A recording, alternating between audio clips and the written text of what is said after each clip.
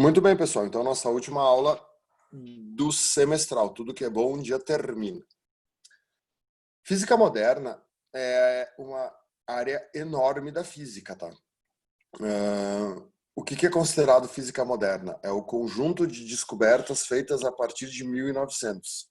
Vocês vão ver que daqui um pouquinho que o que marca, né, o nascimento da física moderna foi uma descoberta que o Max Planck fez sobre a radiação do corpo negro. Então, por coincidência, foi exatamente em 1900. Então, o que eu ia botar 1900 metros aqui, tô louco. Então, exatamente a partir de 1900, o Planck, ele desenvolve um termo, né? Ele é o pai da física quântica, o Planck. Ele cria o termo quântico.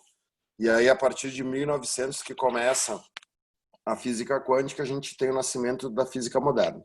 E aí, todas as descobertas que foram feitas a partir de 1900 estão dentro da física moderna.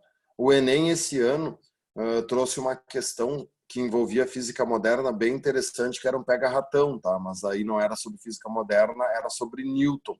Mas eles enrolaram e muito aluno achou que era uma coisa do Einstein, era uma coisa do Newton. Depois eu mostro a questão para vocês. A primeira coisa que a gente vê em física moderna é o raio-x. Só que o raio-x não tem nada a ver com física moderna, tá? O raio-x, vocês já estudaram, né? Lá na aula 9. O que é o raio-x? Apenas uma onda eletromagnética. A gente já tinha visto lá que o raio-x está dentro, né, do rol das ondas eletromagnéticas. O raio-x foi descoberto em 1895, tá? Então ele não está ali, né? Foi antes de 1900. Só que por que se começa estudando ele? Porque quando o Rotem, que foi o descobridor do raio-x, começa a estudar o raio-x, ele começa a ver que a coisa não era tão simples quanto eles achavam que era. E aí todas as descobertas que o Rotem fez acabaram influenciando o Planck a fazer as experiências que o Planck fez para introduzir a física moderna. Então, se o Rotem não tivesse descoberto o raio-x, né, não teria originado a física moderna. É uma consequência. Cuidem que a URGS e o Enem não chamam raio-x de raio-x, tá? O raio-x tem um nome. O nome do raio-x é raios de Rotem, em homenagem ao William Conrad Rotem, que foi o descobridor do raio-x. Só que o raio-x é um caso clássico que o apelido ficou mais famoso do que o nome. Quando o Rotem descobre o raio-x, como era uma radiação de muito maior frequência do que eles estavam acostumados a estudar, o Rotem não sabia o que era. E aí, como ele não sabia o que ele era, ele chamava de raio-x, porque ele queria descobrir o que era. Quando ele descobre que o raio-x apenas era uma onda eletromagnética da mesma família da luz, do ultravioleta, do infravermelho, ele viu que não tinha nada demais, que tá tudo certo, era apenas uma onda eletromagnética. Mas aí o apelido já tinha pegado, e aí todo mundo até hoje chama o raio-x de raio-x porque ele mesmo chamava assim. Mas o nome clássico dele está aqui, ó, raios de Rotem. Claro que eu não vou ler isso aqui tudo com vocês, né? Depois vocês leem em casa para entender. Então, assim, quais são as perguntas feitas sobre o raio-x? O que eles querem saber sobre o raio-x? Tá. Essa parte aqui. Ó, esse é o parágrafo que nos interessa, tá? O Rotem, ele começa a fazer experiência com uma coisa chamada tubo de raios catódicos, que eu já vou mostrar para vocês o que é. Se vocês forem no museu da PUC, se vocês forem em qualquer museu de física interativo, sempre tem nos museus um tubo de raios catódicos para te ver a produção do raio-x.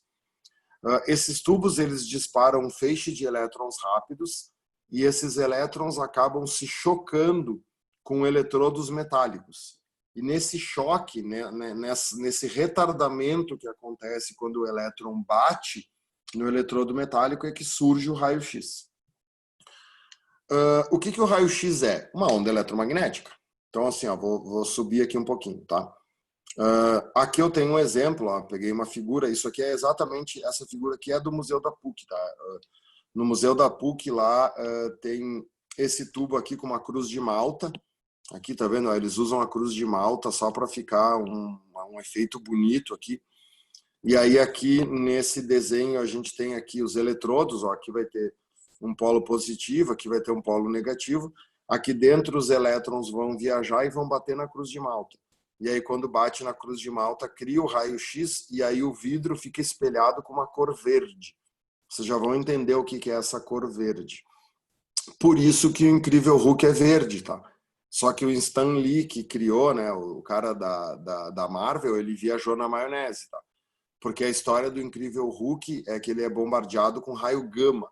E aí ele fez o Incrível Hulk ficar verde. Só que essa cor verde não está associada ao raio gama, está associada ao raio X. Então ele fez uma confusão. Só que o raio X também não é verde, tá? É outra confusão que tem. O raio X ele é invisível. O que a gente tem que pensar? Bom, o vidro ele está sendo iluminado com luz verde. Tá, então o que é isso aqui? Isso aqui é luz verde, né? O que é luz verde? É o espectro da luz visível. Luz verde é uma frequência da luz visível. Então, como é que funciona essa história aqui? Depois a gente vai voltar aqui para escrever algumas coisas aqui, tá? Peguem o verso dessa folha aí. Vamos fazer algumas coisas no verso para vocês entenderem melhor. Olha só. O que é um tubo de raios catódicos? Bota aí no título, na folha. Tubo de raios catódicos.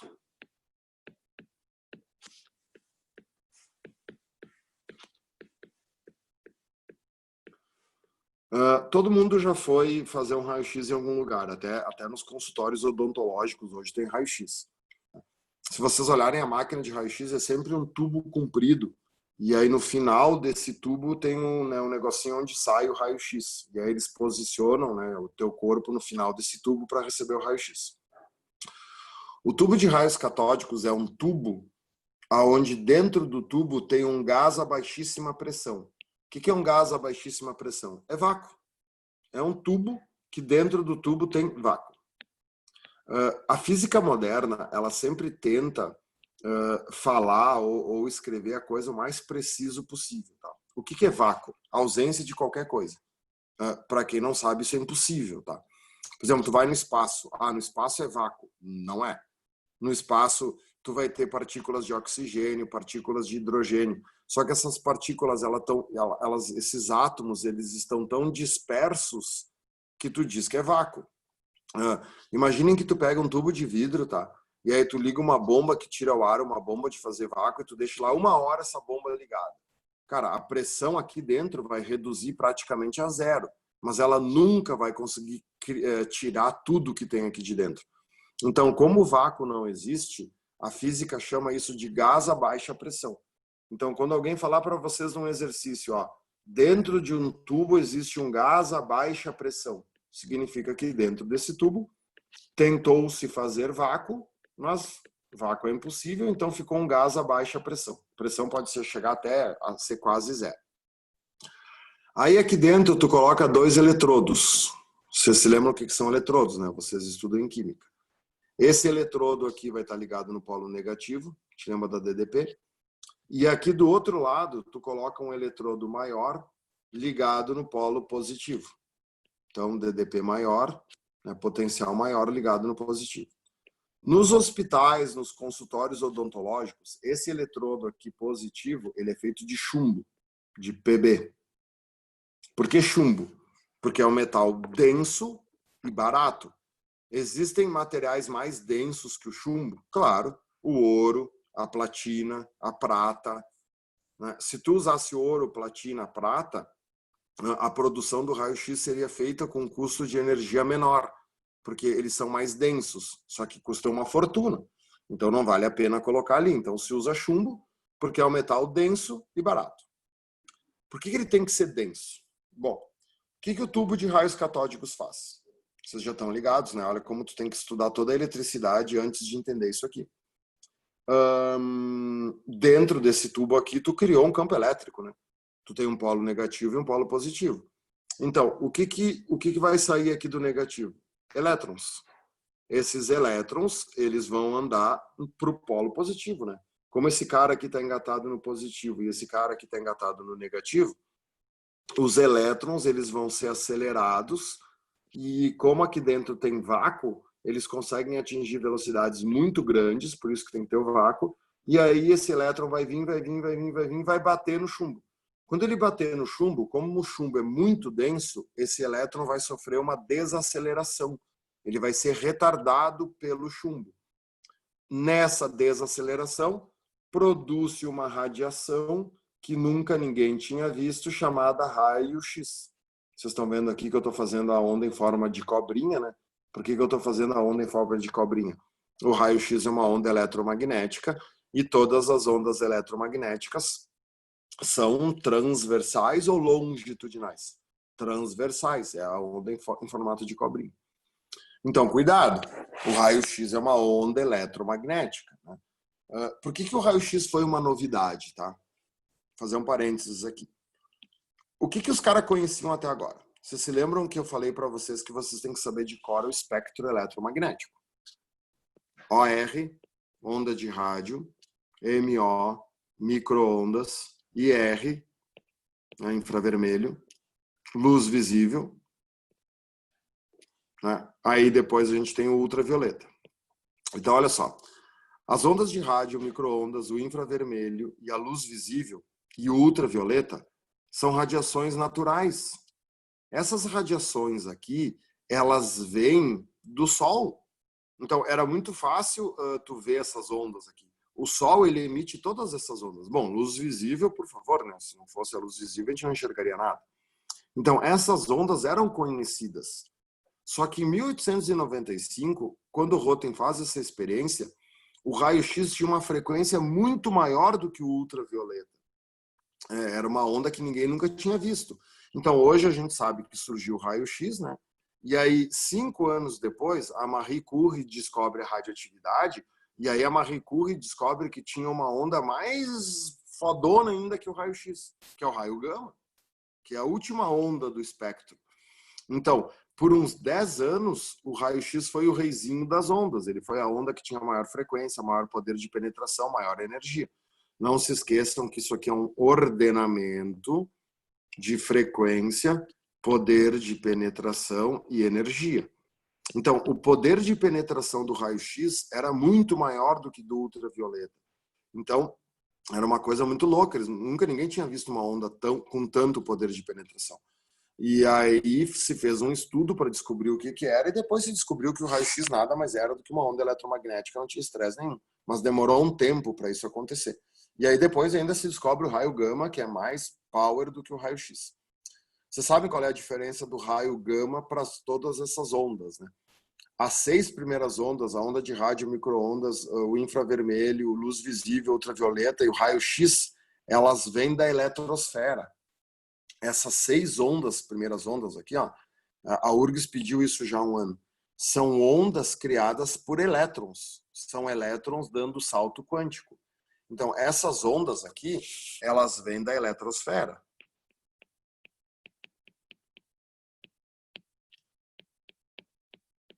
Vocês estudam isso em química. Sempre que um elétron dá um salto quântico, tu tem uma liberação de energia. Essa liberação de energia vai vir numa forma dessas 6 ondas.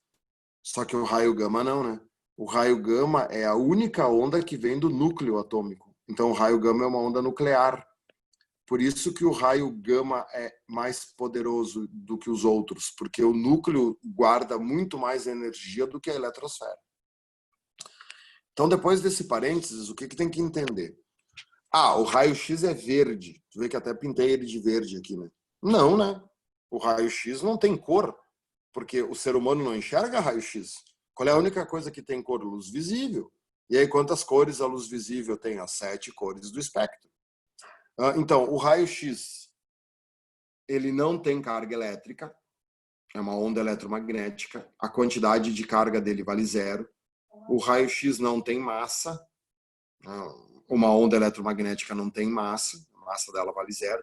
Então, o raio-x ele não pode ser desviado por campo elétrico, não pode ser desviado por campo magnético, eles não têm carga, eles não têm massa. E isso que eu estou explicando aqui vale para todas as ondas eletromagnéticas. E tem uma coisa que forma as ondas eletromagnéticas chamadas fótons. Tá? Então não se esqueçam que todas as ondas eletromagnéticas são formadas por fótons. Qual é a diferença do fóton de luz visível por fóton de ultravioleta por fóton de raio-x? A frequência, só isso. Tá? O resto é tudo igual. Então fóton não tem carga, fóton não tem massa, fóton não tem nada. Por que essa história aí que o raio-x ele é verde? Então agora a gente pode voltar lá para a folha normal. O que acabou acontecendo aqui com o Rotem, tá? Quando esse feixe de elétrons que saía daqui batia na cruz de Malta, bate na cruz de Malta, o feixe de elétrons é desacelerado pela cruz de Malta e aí cria o raio-x aqui dentro. O raio-x ele quer sair aqui, ele quer ser livre. Quando ele sai, ele bate no vidro. E aí ele ioniza o vidro, iluminando o vidro com cor verde. Então a cor verde não é a cor do raio-x, o raio-x não é verde, né? A cor verde é a luz verde. Então olha só, vou até botar de verde aqui, ó. Faz uma flechinha aqui e escreve, porque eles perguntam isso em provas, tá? A experiência de Rotem é famosíssima, ó. A luz verde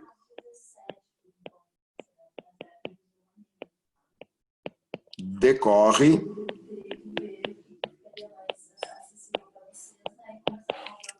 da ionização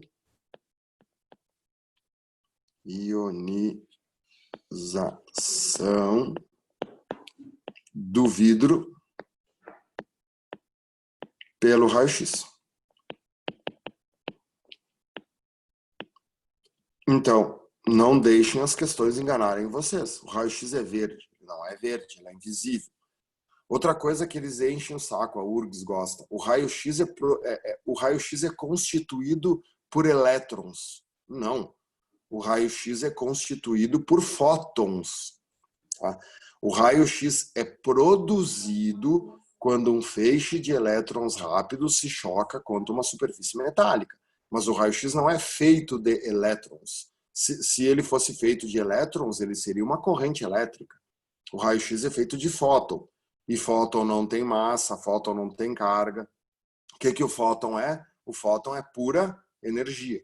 Depois, mais tarde, eu vou falar bastante dos fótons ainda hoje. Tá? Mas lembrem-se, todas as ondas eletromagnéticas são feitas de fóton. Onda de rádio, micro-ondas. Dentro do teu forno de micro-ondas é cheio de fótons.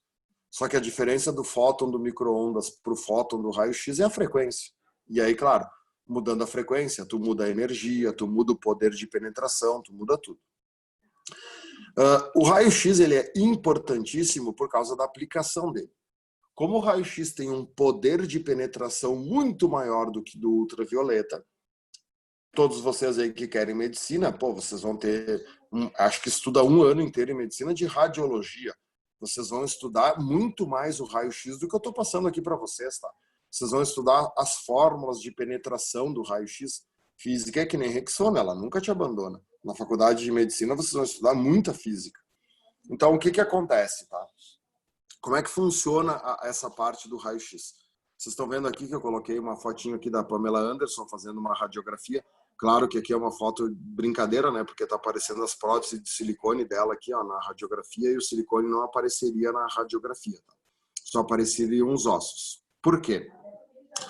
Todo mundo já viu uma chapa de raio-x, né? Os ossos ficam transparentes, eles não ficam brancos. Tanto é que tu tem que botar a chapa de raio-x contra a luz para ver os ossos. E o resto dos tecidos fica preto, fica escuro. O que acontece, tá? A chapa de raio-x, antes de tu incidir o raio-x nela, ela é transparente.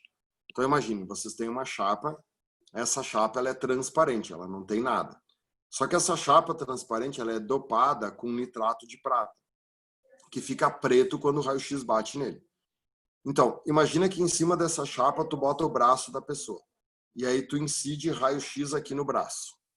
Aqui, imagina aqui, né, quais são os 2 ossos do braço aqui. O rádio e a ulna. Né? Aonde no braço aqui tiver tecido mole, tiver pele, tiver músculo, tiver veia, tiver gordura, como o tecido mole é pouco denso, o raio-x atravessa. E aí o raio-x vai bater na chapa. Aonde ele bater na chapa, vai ficar preto. Então, tudo aqui ao redor fica preto. Os ossos, eles são feitos de cálcio, né? O osso é o tecido mais denso que a gente tem no nosso corpo. Então, é isso que as provas perguntam. O Enem pediu isso 2 vezes já. Claro, daquele jeito do Enem, né? Nunca tem a resposta que tu quer. Mas o que tu tem que saber aqui, ó, para entender, ó? O cálcio dos ossos absorve raio-x. o cálcio dos ossos absorve raio-x.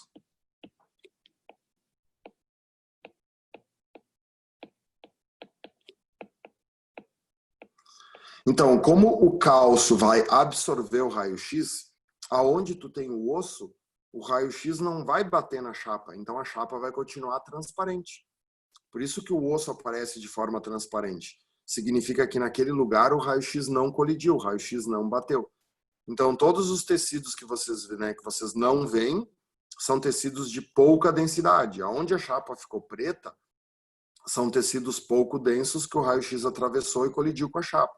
Aquilo que vocês estão enxergando são tecidos densos que foram absorvidos pelo raio-x. Por isso, gurizada, que não se deve fazer muito raio-x, tá? Tu vai dizer assim agora, o raio-x faz mal? Claro que faz. Ela é uma radiação ionizante. As radiações ionizantes, elas são cancerígenas. Então, tu não pode ficar fazendo raio-x toda hora. Claro que para o usuário, para a gente que é paciente, que vai lá uma vez por ano fazer um raio-x, sei lá, ou no consultório odontológico, não tem problema. Né? O cuidado que tu tem que ter é com o técnico, o cara que opera a máquina. Né? Se vocês forem fazer raio-x numa máquina moderna, hoje vocês vão ver que os caras saem da sala. Eles posicionam o paciente e eles saem da sala, geralmente eles vão para trás de uma parede onde é colocada chumbo para evitar a propagação do raio-x, porque aquele cara está muito exposto, né? Imagina um técnico de raio-x, ele tira, sei lá, ele usa a máquina 100 vezes por dia. Então, ele vai estar muito exposto aqui. Então, esse cara é que tem que ter cuidado com ele, tá? Mas é uma radiação ionizante, ela não faz bem. Aliás, podem anotar isso aqui num canto também, tá? Quais são as radiações ionizantes? As 3 depois da luz visível. Radiação, as que fazem mal. Radiação ionizante. O que quer dizer ionizante? Ionizam. Se elas ionizam, elas mudam o DNA celular, então elas causam câncer. Radiação ionizante é sinônimo de radiação cancerígena. Quais são as radiações ionizantes? O ultravioleta, o raio-x e o raio gama. O sol tem ultravioleta, então o sol é cancerígeno? Claro que sim, todo mundo sabe, né? Não pode, precisa tomar sol, claro, senão a pessoa morre, vitamina D, mas sol em excesso, câncer de pele, por causa do ultravioleta. Cada vez que tu te bronzeia, a tua célula está sofrendo uma mutação. Né? Senão tu não ficaria bronzeado, tu está forçando a célula a produzir melanina. Se essa mutação ela sair do controle, tu tem um câncer. Então, o ultravioleta, o raio-x e o raio gama são ionizantes. Né? São radiações que tu tem que ter cuidado com elas, porque, né, pode dar pipi. Beleza, gurizada? Alguma pergunta? Entenderam? Tudo certo? Tranquilo. Vamos agora para a parte importante, para a parte que realmente vai cair, que é o corpo negro do Planck e o efeito fotoelétrico. Então, vamos adiante. Se tiverem alguma dúvida, só pedir aí, mandar o chat ou o microfone. A coisa mais importante da física moderna é o efeito fotoelétrico, tá? São essas duas páginas aqui. 90% das questões do Enem e da URGS envolvem entender o que é efeito fotoelétrico. O corpo negro ele não cai muito, não é uma coisa muito importante, mas ele é fundamental para te entender a sequência da física moderna. Mas são pouquíssimas perguntas que vão ser feitas sobre o corpo negro. Aqui vocês não precisam se estressar muito. Tem que se estressar com o efeito fotoelétrico. O efeito fotoelétrico vocês têm que entender tudo o que for preciso. Então vamos lá. Qual é a história da radiação do corpo negro? Tá? Todos os materiais, eles absorvem e eles emitem radiação numa determinada incidência. Né? Vocês sabem que todo corpo aquecido tem uma determinada temperatura que ele emite luz visível. Essa explicação que eu estou dando aqui, depois vocês lêem em casa. O ferro, por exemplo, emite luz visível quando submetidos a altíssimas temperaturas, o famoso ferro em brasa. Já viram isso em filmes, talvez, né? Ou na casa de vocês dá para fazer. Se vocês pegarem uma colher, ligarem a chama do fogão e botarem a colher lá na chama do fogão, claro, segurando com um alicate, com alguma coisa, porque senão vocês vão se queimar. E vocês deixarem lá, sei lá, uns 5 minutos, vocês vão ver que a colher começa a brilhar, ela começa a emitir luz, porque ela está chegando perto do ponto de fusão, ela está chegando perto do ponto que o ferro derrete. E aí, nesse momento, ele começa a emitir luz visível. Todos os materiais fazem isso. Hidrogênio, oxigênio, vidro, qualquer madeira. Bom, madeira é barbada, né? Só botar no fogo. Então, qualquer material, quando chega numa determinada temperatura, ele emite luz. Às vezes, essa radiação é invisível, porque pode estar na faixa do infravermelho, ou pode estar na faixa do micro-ondas, ou estar na faixa até do ultravioleta, a gente não sabe. O Planck começa a estudar isso, e ele começa a estudar a teoria do corpo negro ideal. O que é um corpo negro ideal? O corpo negro ideal é aquele que absorve, não emite, absorve toda a radiação que nele incide. Nenhuma luz o atravessa, nem é refletida por ele, tá? Então, assim, existe, vocês sabem o que é a cor negra, né? Na realidade, a cor preta ela não existe. O que é o preto? É a ausência de luz. Né? O que um corpo tem que ter, né, para ser preto? Ele tem que absorver luz. Quanto mais luz ele absorve, mais preto ele vai ser. Então, o que seria um corpo negro ideal? Um corpo que não existe. É uma teoria. Ele vai absorver qualquer radiação que nele incide. Quando a gente usa a palavra radiação, eu não estou dizendo luz visível, tá? Qualquer onda. Se um corpo negro ideal existisse, se tu botar nele raio-x, ultravioleta, luz visível, qualquer onda, qualquer radiação, ele vai absorver essa radiação. Como esse corpo não existe, o Planck ele começou a estudar a emissão de luz feita pelo corpo negro. Porque daí tu vai dizer assim, tá, professor, mas eu não estou entendendo, né? Uma hora tu tá falando em absorver energia, uma hora tu tá falando em emitir energia. Por que tu tá misturando essas duas coisas? Tá. Qual é a coisa mais próxima de um corpo negro que existe no universo? Qual é a coisa mais perfeita que a gente tem em termos de absorção de energia? O Sol.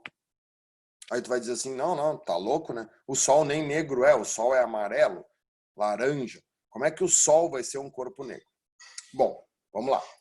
Um corpo negro ideal é aquele que absorve toda a radiação que nele incide. A pergunta é, um corpo que é bom absorvedor, ele também tem que ser bom emissor? Claro. Olha só, não tem como tu emitir uma coisa que tu não tem. Se vocês pegarem um corpo branco e colocarem no sol, o branco esquenta muito ou esquenta pouco? Pouco. O branco não absorve quase nada. Tá, então, na hora que tu tirar o corpo branco do sol e tu botar na sombra, o que o corpo branco vai emitir? Nada, porque ele não absorveu nada. Aí tu pega um corpo preto e coloca no sol, como é que ele fica? Quente, né? Se tu pegar esse corpo preto e trazer ele para a sombra, ele vai emitir energia? Claro, ele começa a emitir toda aquela energia que ele absorveu. Então, primeira lei, tá? Bota aqui no cantinho, ó. Todo bom absorvedor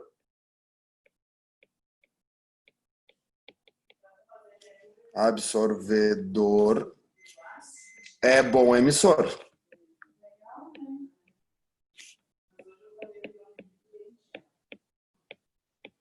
Qual é o melhor emissor de energia que a gente conhece? O Sol. Então, o Sol é um exemplo de corpo negro, porque ele é o melhor emissor que tem. O corpo negro, se ele é ótimo absorvedor, ele também é ótimo absorvedor. Então, pode acrescentar ali. O Sol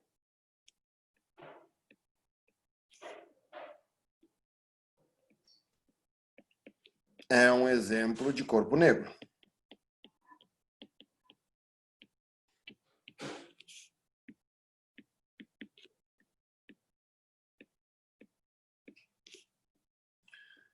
Aí o Planck, exatamente no ano de 1900, começa a estudar a emissão de luz pelas substâncias. Ele começa a aquecer as substâncias. Vocês estão vendo aqui nesse gráfico, ó, 6.000 Kelvin, 5.000 Kelvin, 4.000 Kelvin.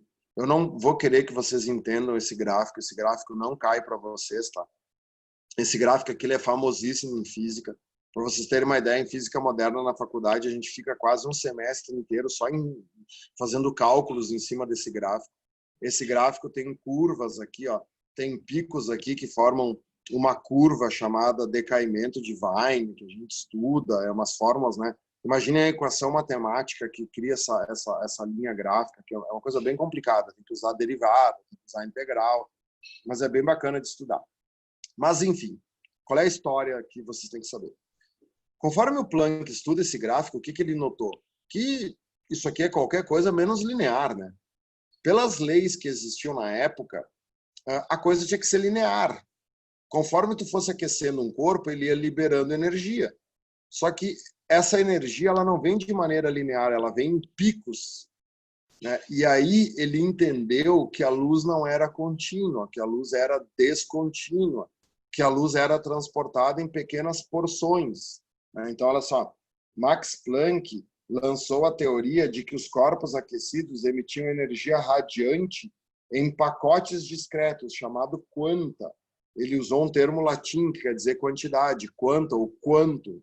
E aí surgiu o conceito de energia quantizada. Então, foi a primeira vez que se falou... O que o Planck fez? Tá? Ele quebra com a teoria vigente. Vocês sabem que os caras que ficam famosos são sempre os caras que contestam aquilo que se tinha na época e criam uma teoria nova de maneira mais correta. Até esse momento, até o Planck, o que tu tinha eram as ideias de Newton e as ideias de Maxwell sobre ondas, que é o que vocês estudam. Tá? Aquela história lá que a onda ela é contínua, que ela transporta energia, que a onda é uma perturbação no meio. Isso tudo foi feito por um cara chamado Maxwell, junto com Newton. O Planck quebra isso. Tá? O Planck ele é o criador da famosa E igual a HF. Vamos colocar ela aqui embaixo. Tá? E igual a HF. Eu não vou explicar agora o que é o E igual a HF, eu vou explicar daqui um pouquinho, mas eu quero que vocês já saibam que o E igual a HF é a equação mais importante da física moderna. Tem gente que acha que a equação mais importante da física moderna é E igual a mc², do Einstein. O Einstein nunca teria feito E igual a mc² se em 1900 o Planck não tivesse feito E igual a HF. Então, E igual a HF é uma fórmula do Planck que origina a física moderna. Foi aqui que tudo começou. Essa fórmula, vocês vão entender daqui um pouquinho o que ela calcula, mas essa fórmula ela quebrou paradigmas. Ela diz que a luz não é contínua, que a luz é descontínua, que a luz vem em pequenas coisinhas, chamado quanta, que mais tarde nessa apelidou quanta de fóton. Tá? O quanta e o fóton são a mesma coisa. A partir disso vem o efeito fotoelétrico. Tá? Nunca a explicação do efeito fotoelétrico nunca teria acontecido se o Planck, em 1900, não tivesse descoberto isso aqui que descobriu. Então, quais são as conclusões aqui do corpo negro? Tá? Todo corpo emite luz quando se encontra a uma determinada temperatura. Qualquer corpo aquecido vai chegar numa temperatura que vai emitir luz. Essa temperatura, gurizada, pode ser 100 graus Celsius, pode ser 1000 graus Celsius, pode ser 5000 graus Celsius. Depende do material de que o corpo é feito. Mas todo corpo, numa determinada temperatura, emite luz. Quanto maior a temperatura do corpo, maior a frequência da luz emitida. Isso é importante saber. Tá. O que esquenta mais? O fogão a lenha ou o fogão a gás que a gente cozinha nas nossas casas? Olhem para a cor da chama. Como é que é a chama do fogão a lenha? Como é que é a chama de uma lenha que tu bota a queimar numa lareira? É uma chama meio avermelhada, meio alaranjada, meio amarelada. Beleza? Essas chamas têm mais ou menos frequência do que o azul? Menos. Então é mais frio. O fogão que a gente usa para cozinhar, a chama não é azul? Tá vendo o azul aqui no gráfico? Ó? O azul tá aqui, né, no 6000 Kelvin. Né? O vermelho tá aqui no 4000 Kelvin, tá vendo? Aqui no 5000 Kelvin tu tem mais ou menos o espectro verde, no pico, né? Então, quanto maior a frequência, não se esqueçam, ó, vermelho. A física moderna depende muito de ondas, ó. Vermelho, laranja, amarelo. As cores do arco-íris vocês têm que saber de cor. Verde, azul, lilás, que tem gente que pode chamar de anil, e violeta. O que é isso aqui? Um ordenamento de frequência, de energia, de poder de penetração. E agora vocês podem acrescentar aqui também temperatura, se vocês quiserem. O nosso Sol é considerado uma estrela quente ou uma estrela fria? O nosso Sol é uma estrela fria, porque o nosso Sol ele é vermelho, laranja. Por exemplo, existem estrelas que são azuis. As estrelas azuis, elas são mais quentes do que o nosso Sol. Então, na categoria de temperatura das estrelas, o nosso Sol não é a mais quente que existe. A mais quente que existe são as estrelas azuis, são as estrelas lilás, porque elas emitem cores de maior frequência, e quanto maior a frequência, maior a temperatura. Beleza? E aí vamos para o efeito fotoelétrico. Então, vou limpar tudo aqui.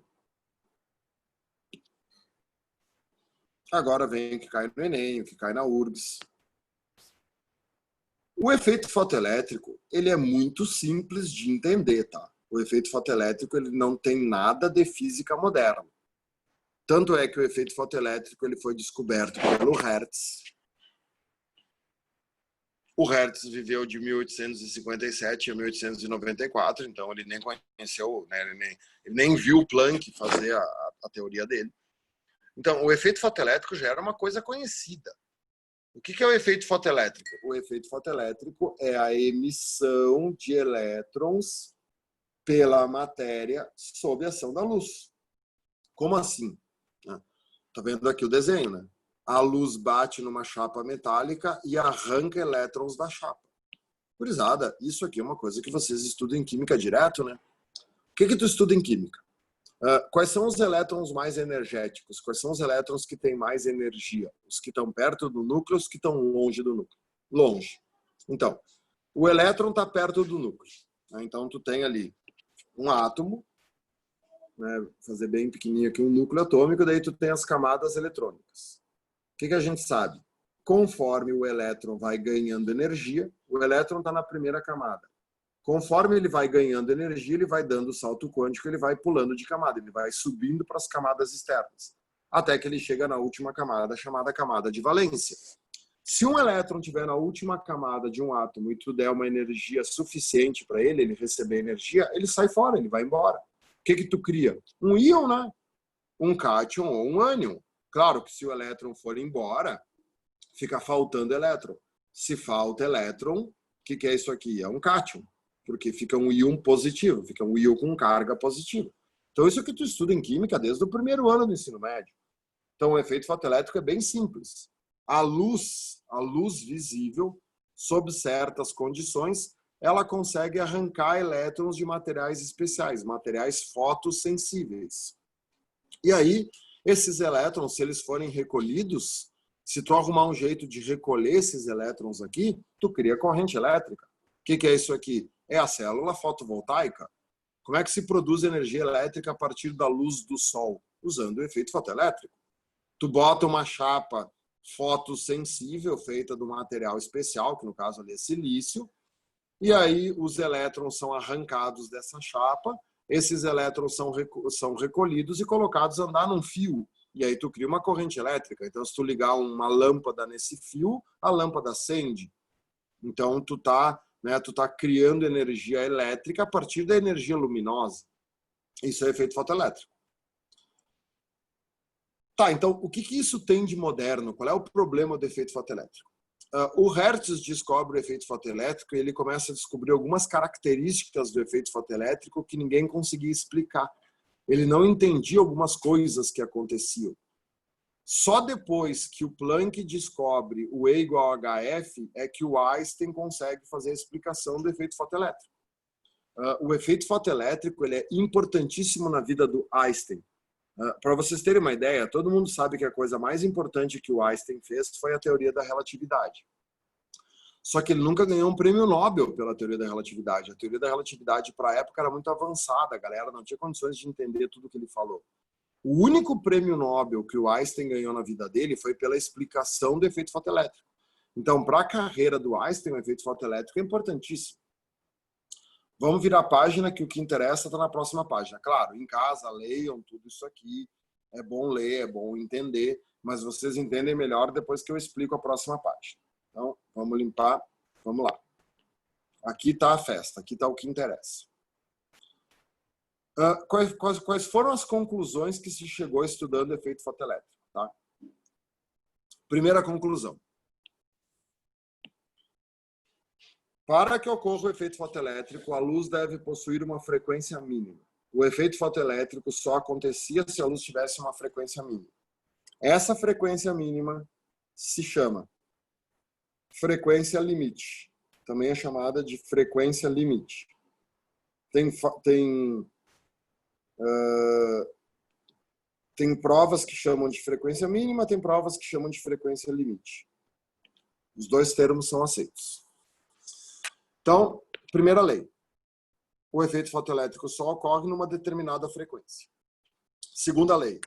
A frequência mínima varia de material para material. Existem materiais que são fotossensíveis à luz verde, existem materiais que são fotossensíveis à luz vermelha, à luz azul. Então, a frequência ela depende de cada material. Número 3. A intensidade da onda determina o número de elétrons arrancados da superfície metálica. E a lei 4 e a lei 5 são as mais importantes que nós vamos ver depois. Então, olha só. Eu quero que vocês agora comecem a pensar, tá? Eu vou pegar o verso da folha, vocês não precisam copiar isso no verso. Isso aqui é só para vocês entenderem. Quando tu estuda ondas, fica uma coisa meio nebulosa na tua cabeça, né? Olha só. O que a onda faz? A onda, né? O que uma onda faz? Transporta energia. Então a onda transporta energia. Beleza. O que a onda tem? A onda tem uma frequência. Cada onda tem uma frequência. O que a onda tem? A onda tem uma potência. A onda pode ser muito potente, pode ser pouco potente. E a onda pode ser intensa ou menos intensa. A onda também tem intensidade. Esses termos aqui para vocês, eles são meio nebulosos.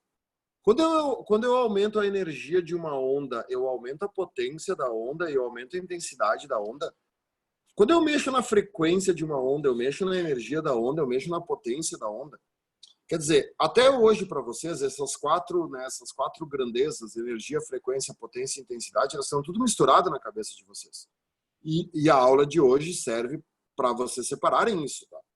Quando eu acabar essa explicação aqui, vocês têm que entender bem direitinho o que é a energia de uma onda, o que é a frequência de uma onda, o que é a potência de uma onda e o que é a intensidade de uma onda.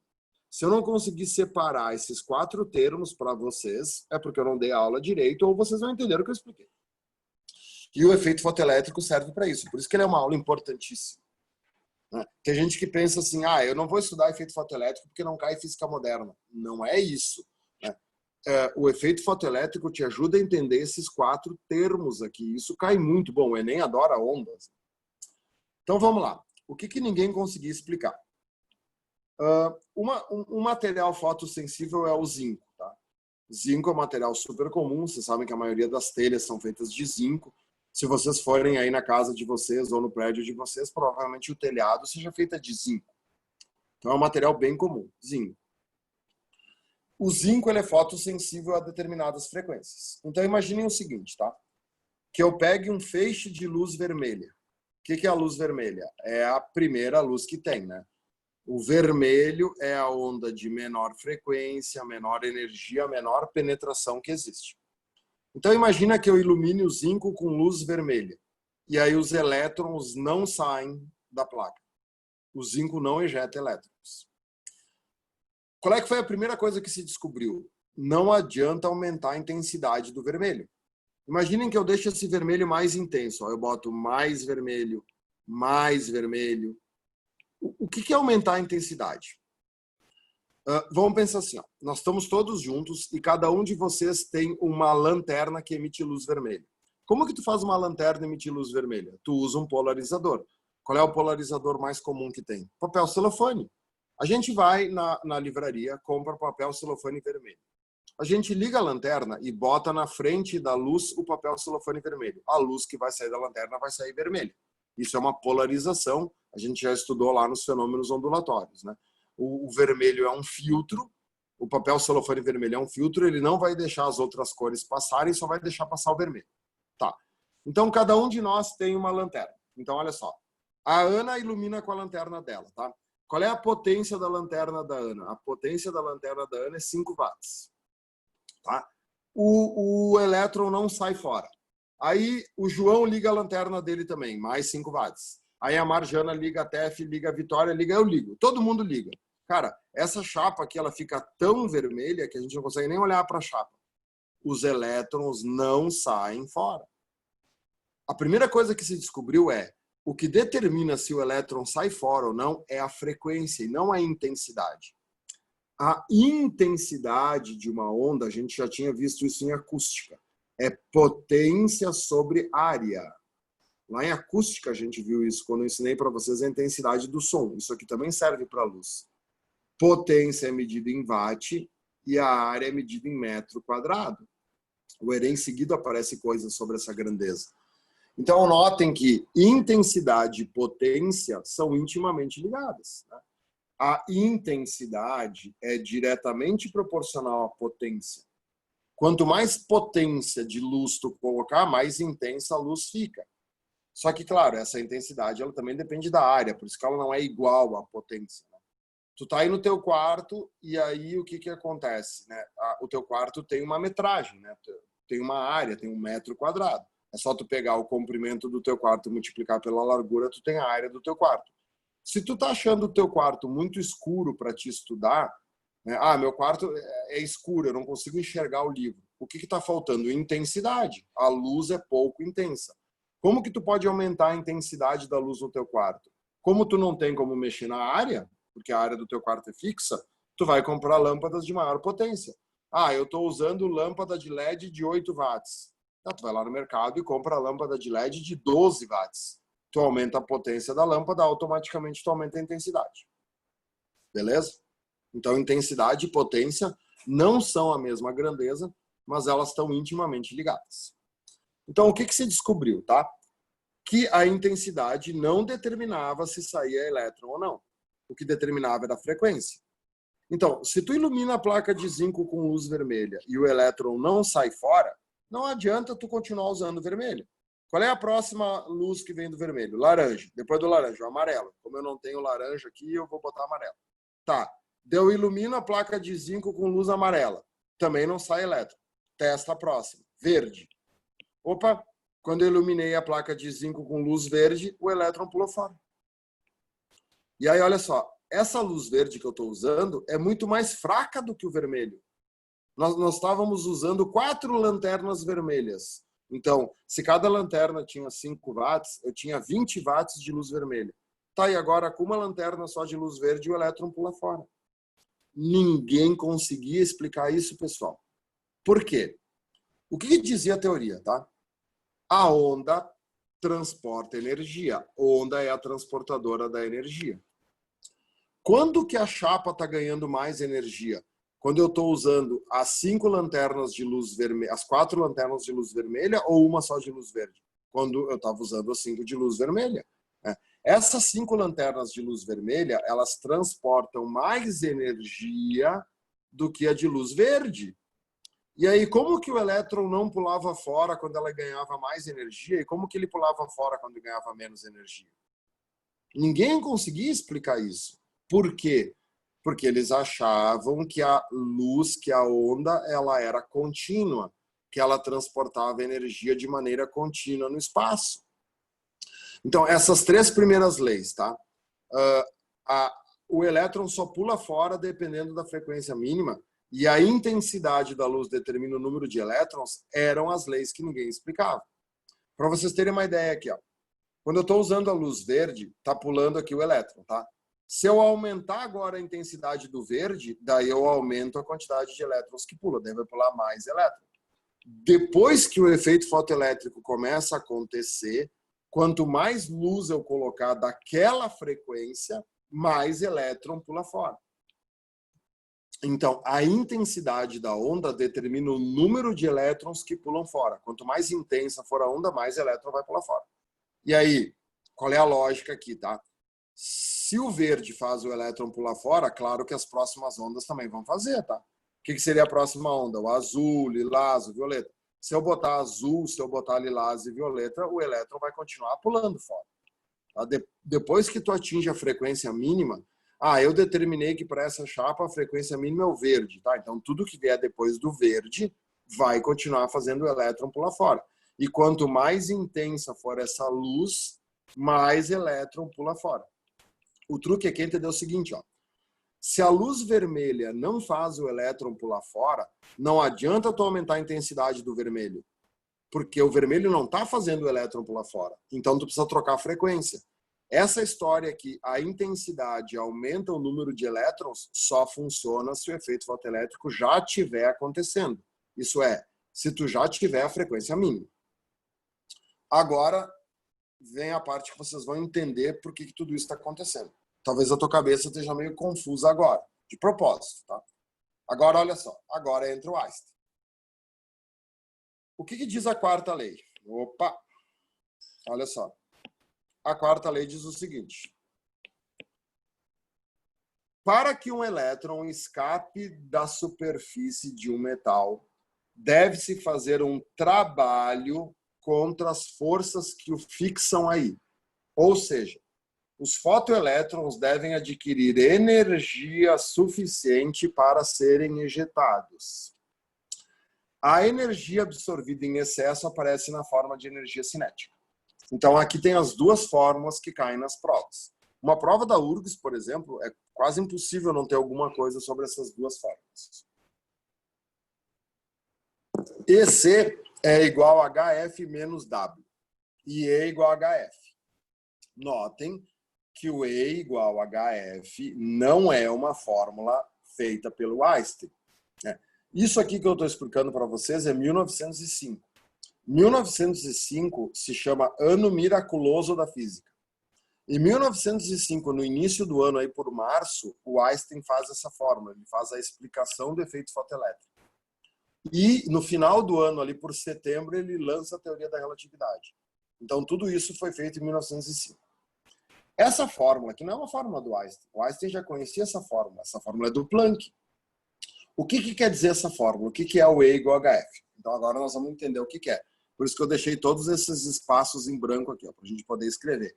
Então vão escrevendo nos mesmos lugares que eu, porque nós vamos encher isso aqui de escrito. Tá? O que é esse E? Esse E aqui da fórmula é a energia de um fóton.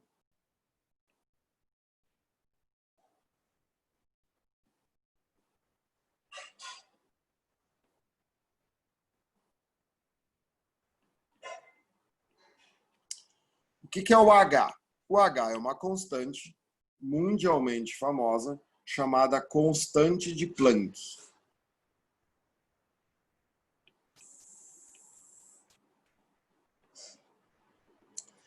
Para quem gosta de séries, né? Por exemplo, para quem assistiu Stranger Things, eu gosto bastante do Stranger Things. Eu acho que é na última temporada que tem um negócio lá que eles têm que descobrir a combinação do cofre, eles tinham que saber de qual é a constante de Planck lá, que é a parte que o cara canta música lá com a namorada, né? Porque ele não sabia a constante de Planck. A constante de Planck, ela vale aproximadamente 6,6 vezes 10 na menos 36. É um dos menores números que vocês vão ver na vida de vocês, tá? Olha só, na menos 36, é um número ridículo, tá? Não precisa saber de cor esse número, não precisa nem copiar isso aqui, tá? Pode até, tá? Eu só botei aqui por curiosidade, tá? Eles sempre vão dar esse número para vocês, mas tem que saber que ele existe, tá? Ele é um número bem pequenininho. E o que é o F? O F é a frequência. O F é a frequência. Ops.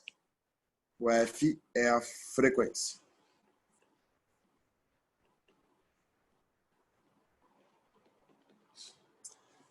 Olhem a conclusão dessa fórmula. Essa fórmula é uma fórmula super simples, né, gente? Não tem nada elevado ao quadrado, não tem nada dividindo. O que essa fórmula está gritando para ti? É só tu escutar o que ela está gritando para ti. a energia de um fóton só depende da frequência. A energia do fóton é diretamente proporcional à frequência. Quanto mais frequência a onda tem, mais energia o fóton tem.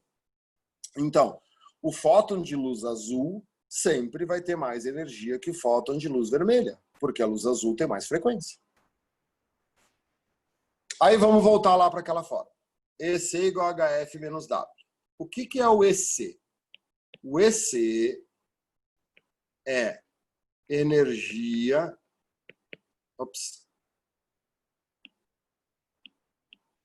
energia cinética de um elétron.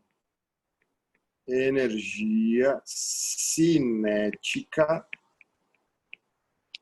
de um elétron ejetado.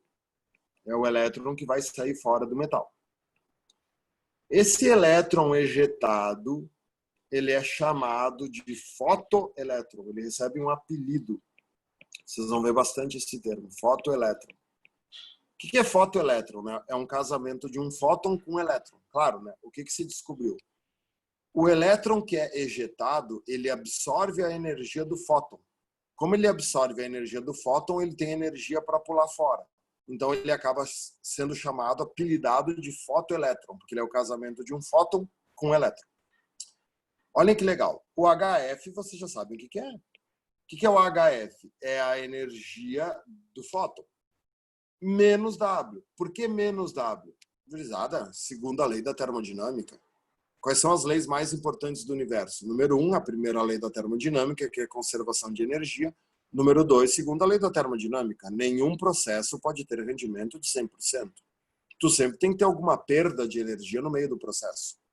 O W é o famoso trabalho de arranque.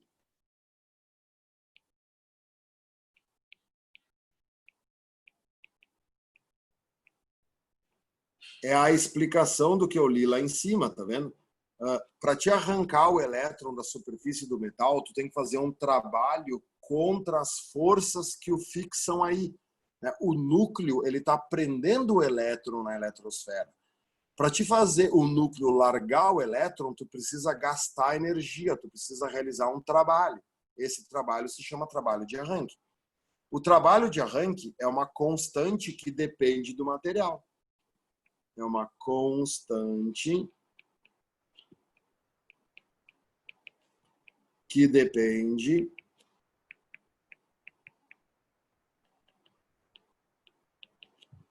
do material.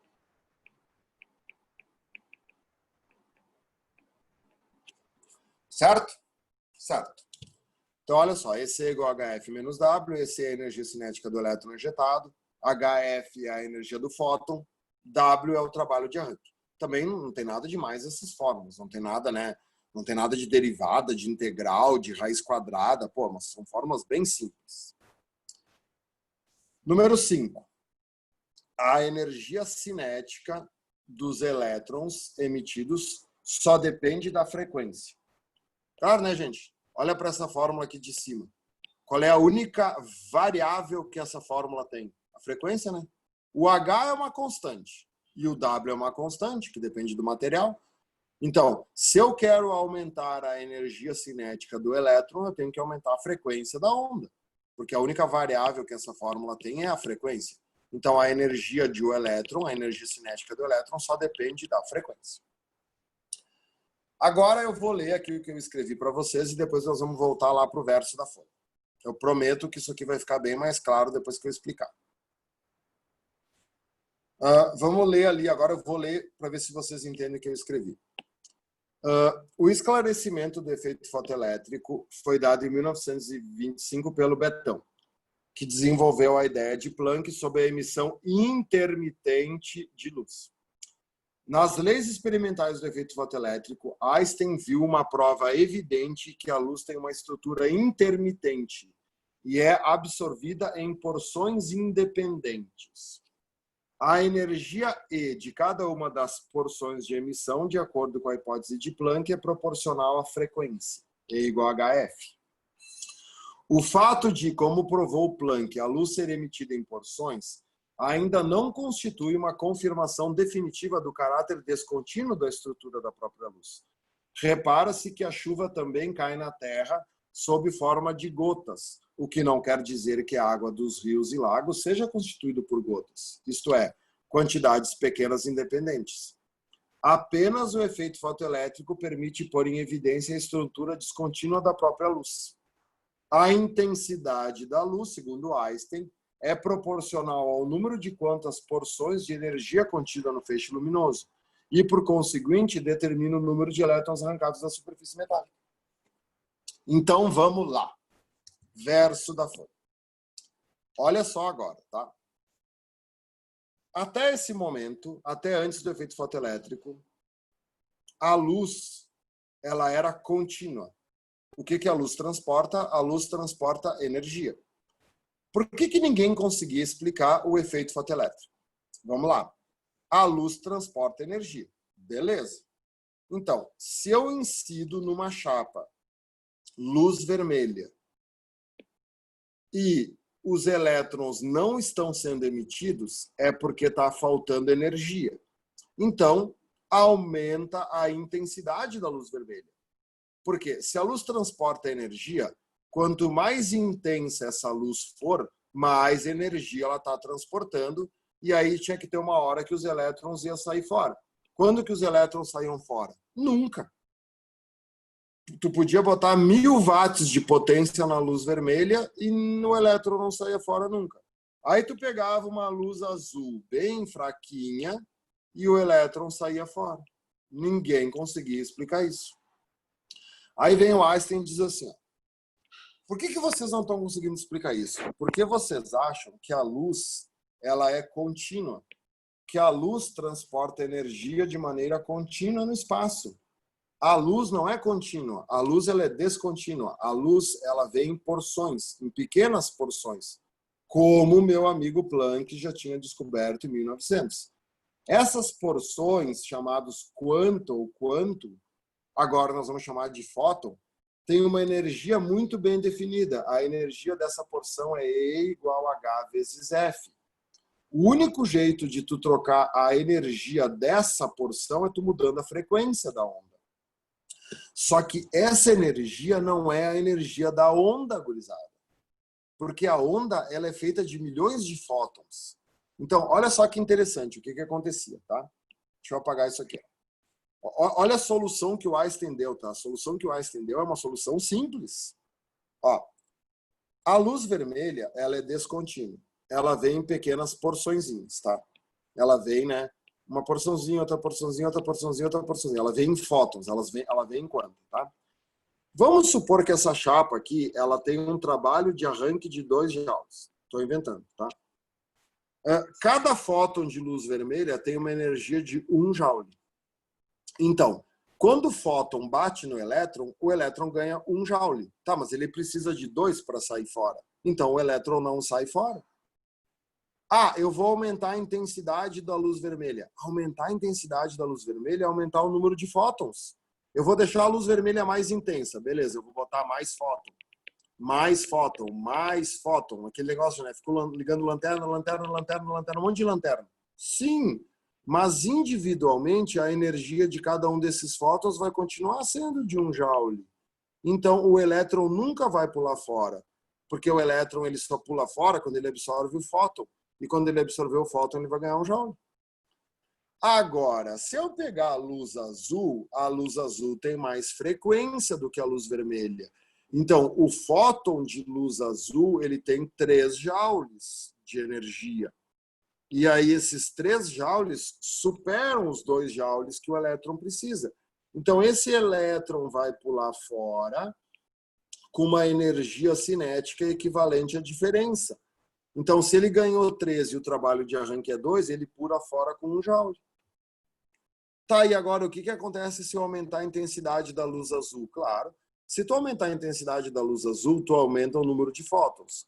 Quanto mais fóton, mais elétron pula, porque tem mais fóton colidindo com mais elétron. Mas a energia individual de cada elétron continua sendo 1 joule. E aí, todas as experiências fechavam com essa explicação do Einstein. Se eu pegar agora uma luz violeta, eu não tenho a cor violeta aqui, tá? Vou botar preta, tá? Se eu pegar agora uma luz violeta e botar aqui, qual é que é a energia do fóton violeta? O fóton violeta tem 5 joules de energia. Tá, então o elétron da luz violeta pulava fora com 5 menos 2, 3 joules de energia, né? Então, tu trocava a cor, tu aumentava a energia do elétron que pulava fora. Então, qual é que foi o único jeito de resolver isso? Foi dizer que a luz era descontínua. E notem que essa ideia nem foi do Einstein, essa ideia foi do Planck de dizer que a luz era descontínua. Só que a genialidade do Einstein foi em aplicar isso para o efeito fotoelétrico, né? Porque, olha só, o Planck, ele descobriu, né, o que é aquele textinho ali que eu escrevi, que a chuva cai em gotas, mas isso não quer dizer que o rio seja descontínuo. O Planck, quando ele descobriu essa fórmula aqui, ele trabalhou com a emissão de luz. Ele descobriu que quando a luz era criada, ela era emitida em porções independentes. Mas isso não queria dizer que a luz fosse independente. Porque imagina, cada uma dessas porções podiam se juntar, que é o que acontece com a água da chuva no rio, e andar junto. Só que o Einstein, no efeito fotoelétrico, provou que a luz também é absorvida de maneira descontínua. O efeito fotoelétrico prova que a absorção da luz na superfície é descontínua. Tá, então, se a luz é emitida descontínua e se a luz é absorvida descontínua, então isso quer dizer que ela é descontínua. Quando a gente olha para a luz, a gente acha que ela é contínua, mas ela não é. Ela vem em pequenas porções independentes e cada uma dessas porções se chama fóton. Então, o que é aumentar a energia da onda? Aumentar a energia da onda é aumentar a quantidade de fótons que a onda transporta. Porque tu não consegue aumentar a energia do fóton. Qual é o único jeito de aumentar a energia do fóton? É trocar a cor. Então, deixar uma luz mais forte ou mais fraca, tu tá botando mais fóton ou menos fóton. Mas a energia individual de cada fóton continua sendo a mesma. Porque a energia de cada fóton depende da frequência. É uma loucura, mas é legal. Aí tu vai dizer assim, ó, professor, eu nunca tinha pensado nisso, eu nunca tinha pensado que a luz é descontínua, isso é uma coisa totalmente nova. Não é? Vocês estudam isso a vida inteira. Eu não sei se vocês se dão conta que isso tudo é antes do que vocês estudam. Gurizada, vocês estudam átomo de Bohr, tá? Vocês estudam que a eletrosfera é descontínua. O átomo de Bohr é 1912. Porque daí tu pensa assim, ó, da onde que vem, né? É tão importante isso que o Einstein fez, mas é claro, isso determinou o futuro de tudo que a gente estuda. A experiência de Rutherford, a experiência de Bohr, tudo isso é depois disso aqui, né? Antes do Bohr, como é que era a eletrosfera? Como é que é a história do átomo? Tu tinha um núcleo onde tinha nêutron e próton, e o elétron ele andava aqui de maneira contínua, era uma espiral. Essa história do elétron dar salto quântico, do elétron, né, das camadas serem descontínuas, isso tudo veio do Einstein. O Bohr pega essas ideias do Einstein do efeito fotoelétrico e aplica para a eletrosfera. Então isso aqui ele influenciou em tudo que a gente estuda. Olha só, quer ver? Eu ensinei para vocês corrente elétrica esses dias, né? Tu tem um fio, tá? Nesse fio tá passando 1 ampere. O que é 1 ampere? Te lembra do kit? Quantidade de carga é corrente vezes tempo, né? Se tu isola a corrente é carga sobre tempo. A carga é medida em coulombs, o tempo é medido em segundos, certo? Então, o que é 1 ampere? 1 ampere é 1 coulomb a cada segundo. O que é o coulomb? O coulomb veio do Quiné, que é igual a N vezes E, né? O que é o E? A carga elementar. 1,6 vezes 10 na menos 19 coulombs. Isso aqui é a carga de um elétron. Então, por que está passando ampere aqui nesse fio? Porque está passando elétrons, né? Tem um monte de eletrinho andando aqui, milhões de elétrons. Quando tu diz que tem milhões de elétrons andando aqui, tu está dizendo que a corrente é contínua ou descontínua? Descontínua. Tu está dizendo que a corrente vem em pequenas porções chamadas elétrons. Pensa comigo, tá? Olha só, por isso que a letra que representa a corrente é o I de intensidade. O que é aumentar a intensidade da corrente? Eu vou fazer a corrente valer 2 amperes agora, ela ficou mais intensa. Quando a corrente vale 2 amperes, eu aumento a carga do elétron? Essa carga do elétron de 1,6 vezes 10 menos 19 continua a mesma? Continua a mesma. Só que o que eu estou aumentando? Eu estou aumentando o número de elétrons.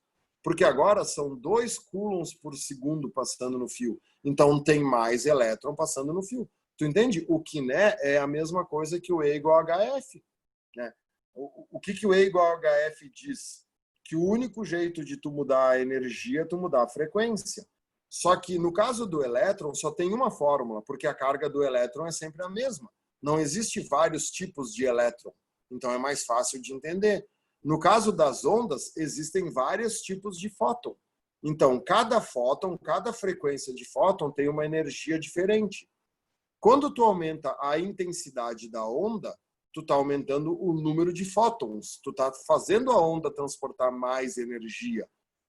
Porque tu botou mais fóton, que é a mesma coisa que botar mais elétron na corrente. Então, não é uma coisa nova. Vocês estudam várias coisas que são descontínuas. Só que a gente não se dá conta, porque quando a gente olha, como é muito rápido, parece que é contínuo. Mas não é. Eu sei que é bastante coisa para pensar, mas é uma aula legal, uma aula que esclarece bastante coisa. E aí, gurizada? Eu quero fazer um exercício com vocês para mostrar melhor isso, mas eu quero saber se alguém tem alguma pergunta aí. Podem abrir os microfones aí, qualquer dúvida. Ficou muito difícil? Deu para entender? João, fala aí, meu filho. Tudo certo, acho que deu para entender. Mas é meio complicado, né? É, meio difícil, mas... Quer ver? Olha é que só. É meio abstrato. É verdade. No início, sim, mas quando faz essa analogia com corrente, eu acho que dá para entender melhor.